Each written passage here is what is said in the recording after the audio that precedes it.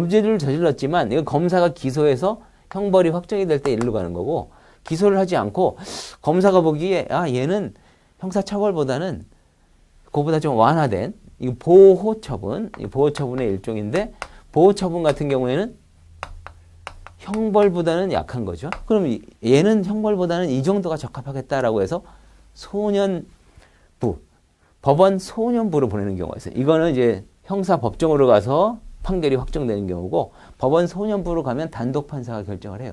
보호처분 중에 소년원에 송치할 것이냐, 사회봉사명령을 할 것이냐, 이런 여러 가지 보호 관찰을 할 것이냐, 다양한 게 있거든요. 이런 경우에는 그러다가 그 몇 가지 중에 보호처분 중에 하나인 소년원 송치처분 결정이 났다. 이때 소년원이 가는 거예요. 그러면 소년원은 이쪽은 형벌을 받는 거라면 이쪽은 보호처분, 즉 보안처분 받는 거예요. 네, 이거 참고로 알아두시고.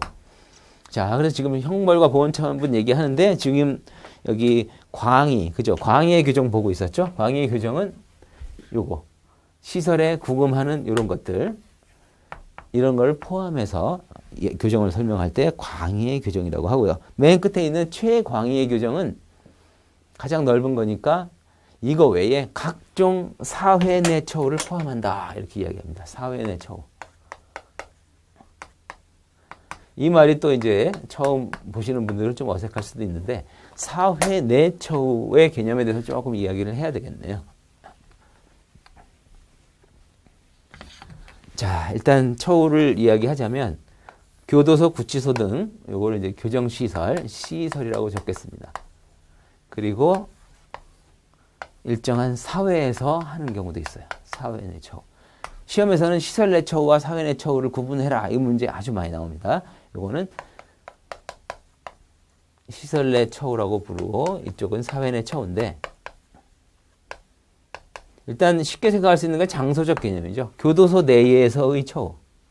여기가 교도소다. 그럼 교도소 안에서 여기서 교육도 받고 이것저것 하잖아요. 작업도 하고. 이런 것을 시설 내의 처우라고 해요. 그런데 그러니까 시설 내에 국한된 처우. 사회 내 처우는 사회에서 어떤 걸 한다는 뜻이에요. 대표적인 경우가 사회에서의 뭐 가석방, 보호관찰, 갱생보호, 사회봉사명령, 뭐 수강명령 등등등 아주 다양한 경우가 있죠. 가석방은 완전히 100% 완전히 풀려나는 개념이 아니에요. 예를 들면 징역 5년에 처한다. 5년 이렇게 돼 있는데 중간에 여기서 열심히 작업도 열심히 해가지고 중간에 나갔어요. 예를 들면 한 3년 되는 시점에 가석방이 됐다. 그러면 모든 게 끝나느냐? 끝난다는 개념은 아니에요. 이만큼 남아있죠. 2년. 2년 동안 어떻게? 사고 안 치고 잘 견뎌줘야만 이게 완료되는 이 시점에서 형기가 종료된다고 본다. 이렇게 규정이 돼 있어요. 아직까지 형기가 남아있다는 뜻입니다. 결국 무슨 뜻이죠? 시설 내에서 처우받다가 가석방이 된 다음에는 사회 내에서 처우를 받는 형태. 그래서 사회 내 처우라고 부르고, 보호관찰은 처음부터 아예 사회에서 자기 생활을 영위하면서 일정한 규칙을 준수하고 이런 지도 감독을 받고 이런 방식으로 하니까 사회 내 처우고, 갱생보호는 시설의 교도소에서 이제 형기가 다 돼서 만기 출소한다거나 이렇게 출소하는 사람을 전제로 해가지고 출소하되 당장 교도소 내에서 몇 년 동안 살다가 갑자기 사회에 뚝 나가보니까 적응이 안 되는 경우도 많죠. 그런 사람을 국가가 좀 지원을 해줘야 되겠다. 그래가지고 숙식 제공이라든지 취업 알선이라든지 이런 걸 하거든요. 그것도 사회 내에서 하는 처우, 사회 내 처우죠. 뭐 사회봉사명령, 수학명령도 마찬가지로 자기 일상생활을 영위하다가 일정 시간 어디 가서 뭐 변기를 닦는다든지 사회봉사 활동을 하고 일정 기간 뭐 수강을 들어야 되고 이런 식이니까 다 사회 내 처우입니다. 일단 기본적으로 이건 구분하기 쉽죠. 시설 내에서 하는 처우냐, 사회 내에서 하는 처우냐. 그런데 이제 중간 정도 영역, 절충 형식이 있습니다. 그게 사회적 처우예요. 사회적 처우.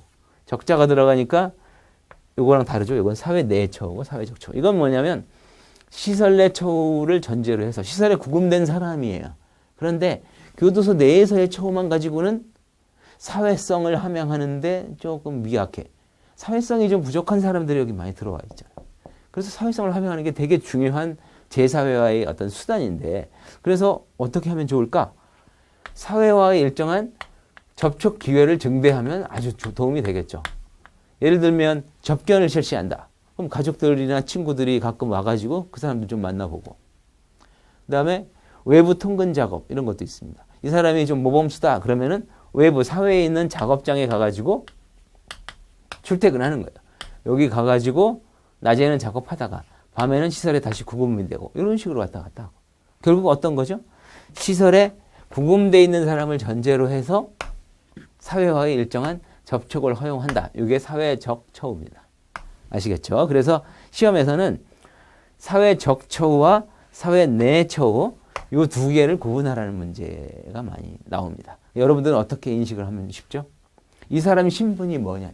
신분이 구금된 사람인데 일정한 사회적 접촉을 허용하는 내용이다. 그러면 사회적 처우고, 처음부터 구금이 이거 사회 내 처우는 다 구금이 안 돼 있고, 그죠? 사회에 있는 사람들 이걸 사회 내 처우라고 합니다. 자, 그래서 이런 각종 사회 내 처우까지 다 포함해서 이야기하는 게 최광의의 규정이에요. 이렇게 뭐 협의의 규정이 뭐고 최광의의 규정이 뭐다라는 것 자체를 출제할 가능성은 높지 않습니다. 그래서 참고를 하시고요. 자, 다음에 11페이지로 가면 이제 교정의 목적 및 이념이 나오죠. 교정의 목적이야 지금까지 설명드린 바와 같이 바로 재사회화를 실시하는 것, 이런 거고요. 다음 양가로 이번에 교정의 이념을 보면 교정이 추구하는 가치가 도대체 뭐냐. 밑에 응보형주의, 목적형, 교육형주의 세 가지가 나와 있죠. 요거는 이제 시대의 흐름과 관련해서 엮어서 생각하시면 됩니다. 일단 과거의 형벌을 한번 생각을 해보시죠. 고조선 시대의 형벌을, 고조선 시대의 우리 역사에서 배웠죠. 8조 법금이라는 게 있고 그 중에 3개의 조항이 전해 내려온다라고 하죠. 사람을 죽인 자는 사형에 처한다. 상해한 자는 곡물로 배상한다. 뭐 이런 식으로 해서 몇 가지 규정이 되어 있습니다. 그 규정이 어떤 겁니까?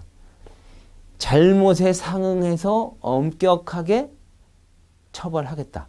그게 바로 응보입니다. 여기서 말하는 응보라고 하는 건 범죄에 대한 대가를 그대로 치르게 한다는 개념이에요. 이게 바로 과거로부터 지금까지도 응보적 관념이 완전히 사라진 건 아니잖아요.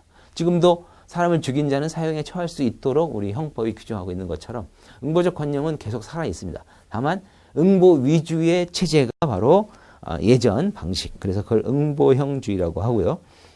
그 다음에 여기 반가로 이번에 목적형주의. 목적형주의는 범죄를 저지른 사람에 대해서 단순히 처벌만 하면 그게 끝이냐.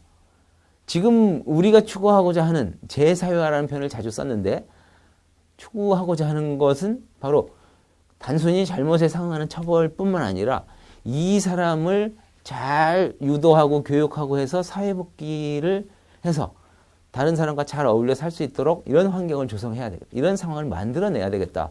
그래야만 또 다른 피해자가 발생하지 않을 거 아니에요. 물론 재범률이 꽤 있기 때문에 우리의 영원한 숙제이긴 하지만, 그래서 형벌의 목적이라고 하는 건, 형벌이라고 하는 건 단순한 응보가 아니라 별개, 응보 이외의 어떤 목적이 있다. 그 목적은 바로 재사회화. 바로 이런 목적이 강조된 시기예요. 이게 이제 19세기 중반경에 이르러서는 이런 것들이 이제 강조가 되면서 과거의 단순 응보에서 탈피해서 조금 더 이상적인 형태로 전개가 된 거고요. 그 다음에 반가로 3번의 교육형주의는 목적형주의의 한 일유형이라고 볼 수가 있어요. 재사회화라는 목적을 달성하기 위해서 교육이라는 수단이 중요하다라는 게 이제 강조가 된 겁니다. 그래서 각종 교육을 활용을 함으로써 사람이라는 교육이 부족하기 때문에 실수를 저지르고 범죄를 저지르지 않느냐. 따라서 교육을 철저하게 시설에서 가르침으로써 재사회화에 큰 도움이 될 수 있을 것이다. 그래서 교육형주의. 이게 말하자면 단계적으로 이렇게 발달해 왔다. 이렇게 이해하시면 되겠고요.